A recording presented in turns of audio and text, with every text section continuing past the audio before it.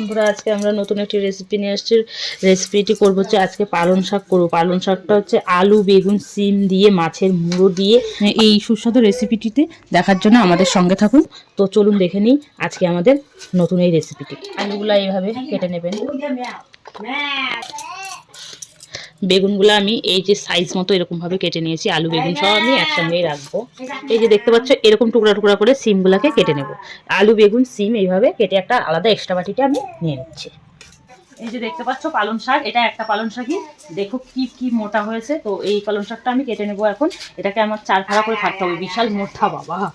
একটাই পালং শাক ঝাঁকড়া মতো হয়েছে, এটা আমি এখন কেটে নেবো।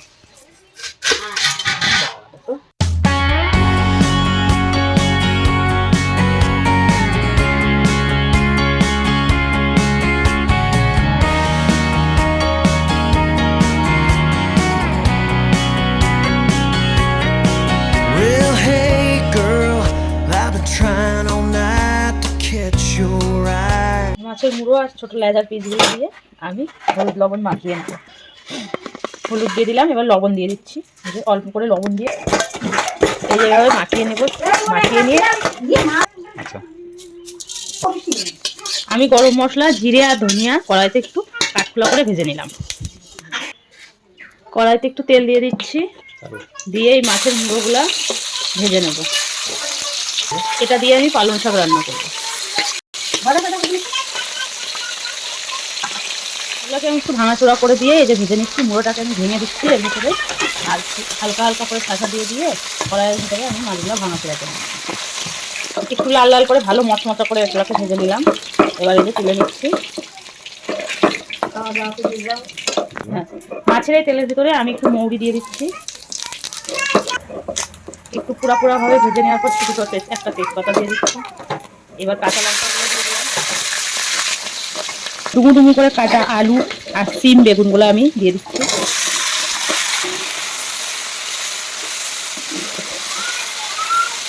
এগুলাকে আমি একটু ভাজা করে নেবো সময়। আদা বাটি নিচ্ছি, এই যে আমি পরিমাণ মতো লবণ দিয়ে দিচ্ছি, পরিমাণ মতো হলুদ দিয়ে দিচ্ছি। আগে একটু হলুদ কম দিলেও হয়। দিয়ে একটু নাড়াচাড়া করে আর একটু ভেজে নেবো।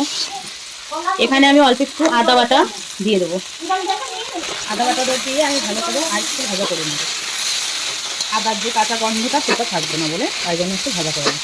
কেটে রাখা শীতকালন, এই যে কেটে রাখা শীতকালনগুলো আমি এবার এর ভেতরে দিয়ে দিচ্ছি। এর আগে আমি একটা পালং শাকের রেসিপি দিয়েছি, তবে ওটা একটা ভিন্ন স্বাদের, এটা অন্য আর একটা দারুণ টেস্টের। এটা আরও বেশি টেস্টের। মাছের মুড়ো দিয়ে আলু বেগুন দিয়ে এটা পালং শাক, এটা আরও সুস্বাদু লাগবে খেতে। মুড়োগুলো এবার আমি পালং শাকের ভেতরে দিয়ে দিচ্ছি।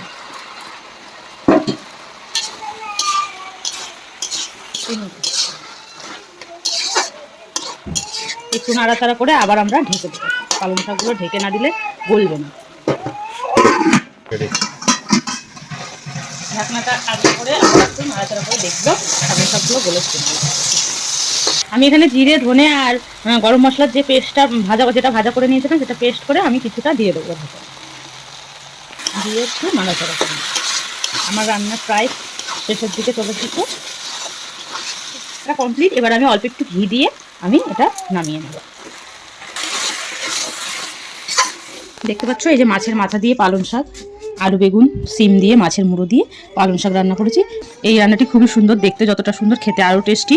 তো এই ধরনের রান্না দেখার জন্য সাবস্ক্রাইব করে রাখবেন, আর ফেসবুক পেজটিকে যদি ফলো না করে থাকেন তবে ফলো করে দেবেন।